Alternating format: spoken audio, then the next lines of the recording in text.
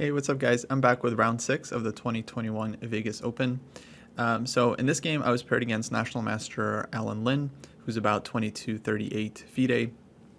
And yeah, I didn't have a lot of time to prepare for this game as usual. So I showed up and played my typical 1d4. Black played 1d5, c4, e6, knight f3, and c6. So black chooses the triangle Slav, which is pretty flexible. A lot of times this can go into a semi-Slav, but a lot of players also use this move order, depending on what white does, to go into a Stonewall type of structure with f5 as well. So I played e3 here. This is kind of my usual MO, bishop d6. And yeah, this move is kind of a clear giveaway that black does want to actually play f5 here. I think they can play f5 on the previous move, but bishop d6 is perfectly flexible. And I hadn't looked at this in too long, but I feel reasonably comfortable here with like the typical plan that white should go for. So I played bishop d3, f5, b3. The point of this one is to eventually trade bishops with bishop a3. Black played knight f6. So for the moment, bishop a3 would be huge blunder in view of takes and queen a5 check, and the knight on a3 would be lost. So castles first. Now black goes queen e7, stopping bishop a3. I play bishop b2, castles, and queen c1. And this was pretty much as far as I knew, like this kind of typical plan to play bishop a3, trade off the dark squared bishops. And in general, I feel like white should be at least slightly better in this kind of position, because I just don't feel like black's structure is ultimately that solid in the long run. Black is committed to this weakening move f7, f5. I feel like eventually I usually kind of like how white's chances turn out here. That said, this game was pretty tricky. So black goes b6, bishop a3, bishop to b7, and here I was already considering actually to take on d5, which is normally done when black cannot recapture e takes d5. As here, e takes d5 would run into bishop takes f5, where white just wins a pawn.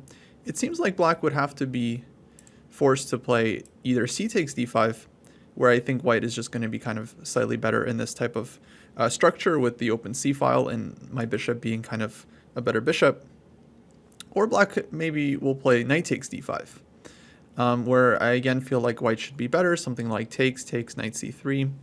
And yeah, even if black gets c5 in, it doesn't really solve their problems, because whenever they take on d4, white can take with the knight, put pressure on e6. And yeah, I feel like in the long run, if white can just get the rooks to the center, then generally is doing pretty well. So yeah, if I could have this position again, I would think I might just take on d5 first.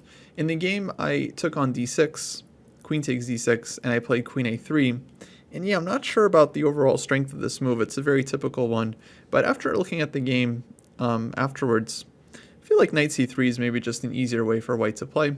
And the point is to put the queen on b2, again, bring the rooks to the center, at some point take on d5.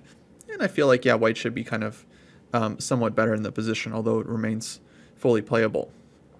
So after queen a3, black ends up trading queens, and we get this endgame. And then my opponent quickly played g6 here. And after the game I checked, and we were actually following this game between FIDE and Carlsen from earlier this year. So really high level online game. And I'll just show you guys how FIDE played it. I was not familiar with this game, but it's interesting that we reached this position, including the move g6. So it's possible my opponent was familiar with this game.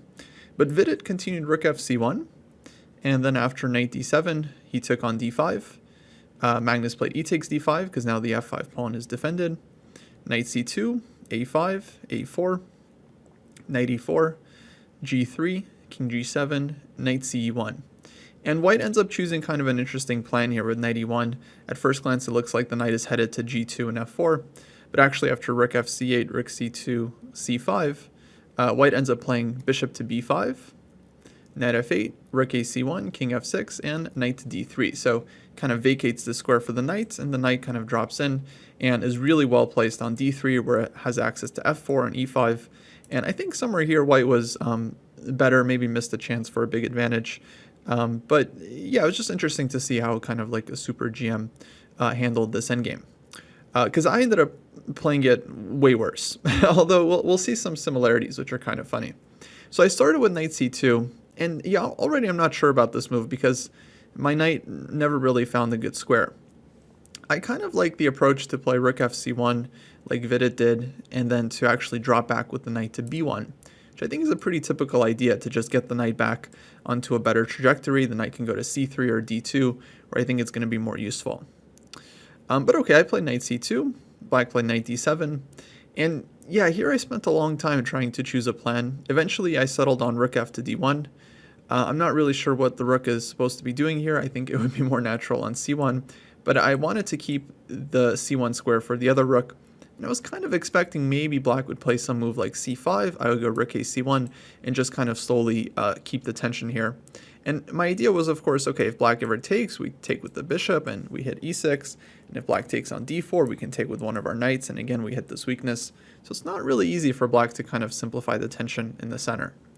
But my opponent played it really interestingly. He just goes king f7. And I decide to go g3. And now king e7. So he just puts the king in the center where it can kind of help defend. During the game, I wasn't sure about the strength of this plan, but there wasn't really a way for me to take advantage of black having their king in the center, and the king actually ended up being a very useful piece. So at this moment, I decided to take on d5. I felt like, okay, it was just time to define the structure. E takes d5 was played. The engine actually gives black a small advantage after knight takes d5. I'm not really sure what this one is about, but I think it's some combination of the fact that black has some knight c3 ideas, as well as pushing c5 and opening up against the knight on f3. So I think white might be in some small dynamic trouble here. But e takes d5 was played, which I definitely expected during the game. And now I played knight ce1, a5, and a4. So actually, until this moment, it's kind of funny. We were like following closely to what happened in the FIDE Carlsen game. So I kind of feel good that my plan at least somewhat matched FIDE's. Although his was much better with the rooks kind of doubled on the c-file, and he was able to get the knight to d3, which, as we'll see, I kind of failed to do. So king d6, I decide to go knight g2. So I'm trying to bring my knight to f4, then from f4 it might drop back to d3 if needed. Knight e4 was played, and here I go rook db1. During the game I realized this move, okay, feels strange, but my point was I kind of thought black is going to reinforce with knight f6, and then once this happens I can push b4 and target the b6 pawn. But I think this is a really kind of silly move because black ends up just playing c5, and now my break with b4 is totally shut down, and my rooks on a1 and b1 are just totally misplaced. So I kind of pretended like, well, I guess I could say I provoked this move c5, and I decide just to go back rook to d1. Because at this point, I mean, the rook is doing absolutely nothing on b1.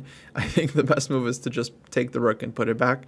So kind of a waste of time, but at the same time, I kind of felt like, well, at least we got this tension in, and if black ever takes on d4, I can recapture with the knight.